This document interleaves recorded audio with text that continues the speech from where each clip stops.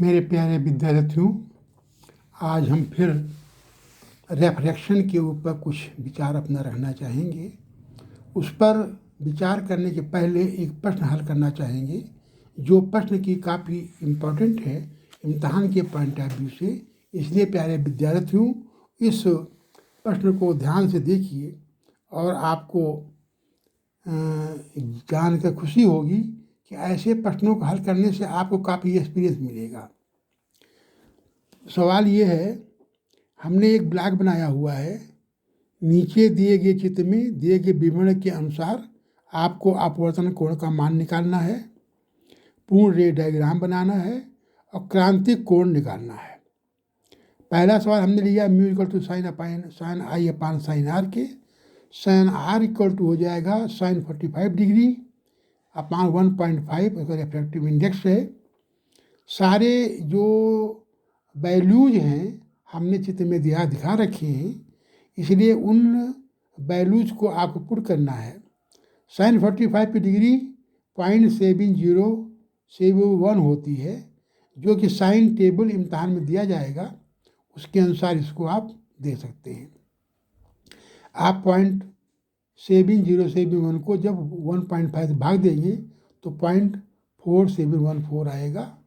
4.4714 जो है ये आपकी रेफ्रैक्शन की वैल्यू है, जो साइन के रूप में कन्वर्ट करने के बाद आप देखते हैं R equal to sine inverse 0.4714 equal to 28.12 degree R approximately 28 degree हो जाएगा। साइन आदि की टेबल हरदम इम्तहान में दी जाए अगर ऐसे प्रश्न आते हैं तो। चित्र में हमने रे डायग्राम बनाया है। 45 डिग्री इंसिडेंट एंगल है, ये आपका रेयरेस्ट डेंसर मीडियम में जा रही है तो ये अभिलंब की ओर झुक जाती है, और इसके बाद फिर ये डेंसर से रेयर में जाती है तो अभिलंब से दूर भाग जाती है। आपको ये जान के खुशी होगी कि जाने वाली रेखा और आने वाली रेखा मान इंसिडेंट रे और आपका लास्ट में रिफ्लेक्टेड रे दोनों समानांतर होंगी, एक दूसरे की बिल्कुल दूरी बराबर होगी। तो ये हमारा आपका एक रे डायग्राम हो गया। क्रिटिकल एंगल के बारे में हम थोड़ा सा बाद में अध्ययन करेंगे। इसमें आप समझ लीजिए कि A mu G equal to 1/sin होता है। Refractive index of glass with respect to A equal to 1/sin। तो sin c इक्वल टू हो जाएगा 1/a mu E G equal to 1/1.5 अर्थात 0.666। सी की वैल्यू हो जाएगी साइन इनवर्स 0.666, और साइन का टेबल देखेंगे तो वहाँ वैल्यू दे रखी है 41.8 डिग्री। ये हमारा क्रिटिकल एंगल होता है। विद्यार्थियों, क्रिटिकल एंगल में आपको एक ही परिभाषा याद रखनी है बहुत ध्यान के साथ में, कि सघन माध्यम से जब विरल माध्यम में कोई किरण जाती है तभी क्रांतिक कोण का उत्पत्ति होती है।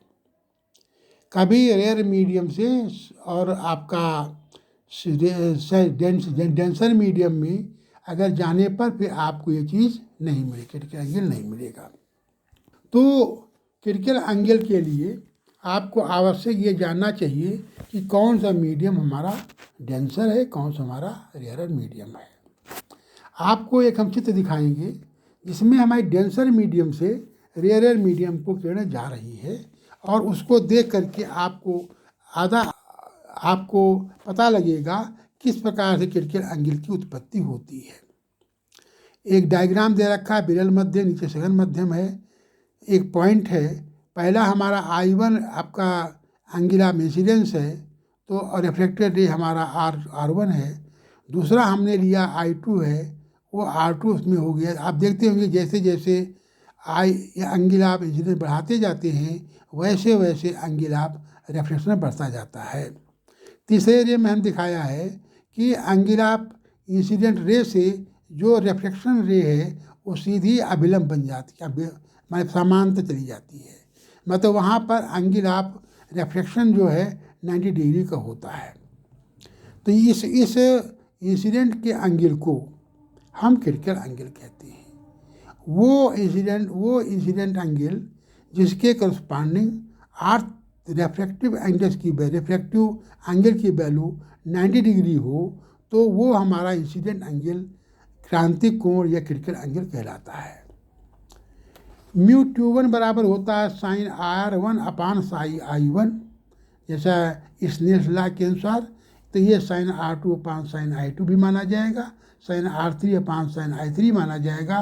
तो R इक्वल टू 90 डिग्री के है, इसलिए μ21 इक्वल टू हो जाएगा sine R3 upon sine I3 sine 90 upon sine C equal to 1 upon sine C। μ21 का मतलब ये हुआ कि refractive index of denser medium with respect to rare medium. तो इस प्रकार से आप देखते हैं कि हमारी परिभाषा बहुत संक्षिप्त रूप में हमने दे दी है। दिए गए सघन माध्यम का क्रांतिक कोण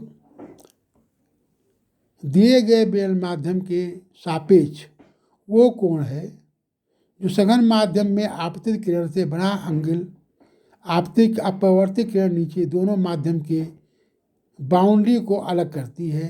यदि विरल माध्यम वायु है तो हमारा पूर्ण क्रांतिक कोण कहते हैं। मतलब ये समझ लीजिए कि क्रांतिक कोण का उत्पन्न तभी होता है जब हमारा कोई इंसिडेंट रे सघन माध्यम विरल माध्यम में जाती है। पूर्ण आंतरिक परिवर्तन क्या होता है कि जब हमारा सघन माध्यम से कोई किरण जाती है तो लाइन ऑफ सेपरेशन पर वो अपवर्तित न होकर के पूर्णतया परावर्तित हो जाती है और परावर्तित के नियमों का पालन करती है। इसको हम बोलते हैं टोटल इंटरनल रिफ्लेक्शन या पूर्ण आंतरिक परिवर्तन।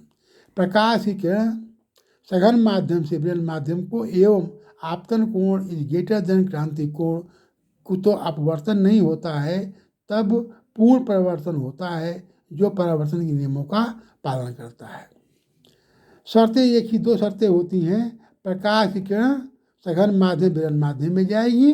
Number 2, angle of incident is always greater than critical angle, मतलब आपतन कोण बड़ा होगा क्रांतिक कोण से। पूर्ण परावर्तन के कुछ कॉन्सिक्वेंसेज होते हैं, परिणाम होते हैं, उसमें हम आपको बता सकते हैं कि 2-4-5 प्रोग्राम आपको जानने चाहिए। हवा भरे पानी के बुलबुले चमकते रहते हैं। बरसात के दिनों में आप देखा होगा कि जब पानी बरसात होती है तो बुलबुले हमारे निकलते हैं, वो चमकते रहते हैं। उसका कारण केवल हमारा टोटल इंटरनल रिफ्लेक्शन होता है। गिलास बीकर में भरे पानी की सतह साइड से देखने पर चमकते हैं। खाली टेस्ट ट्यूब को पानी में आंच से डुबोने पर कारण वो चमकने लगती है। रेगिस्तान में मरीचिका का कारण भी यही होता है। रेगिस्तान में आपको पता होना चाहिए कि नीचे के जगह जो होती है, नीचे का पोर्शन जो होता है, मतलब जो रेगिस्तान के जस्ट ऊपर का पोर्शन होता है वो गर्म होता है, उसके ऊपर धीरे धीरे ठंडा होता चला जाता है। ठंडा हमारा जो है डेंसर मीडियम होगा और गर्म जो है वो हमारा रेयर मीडियम होगा है।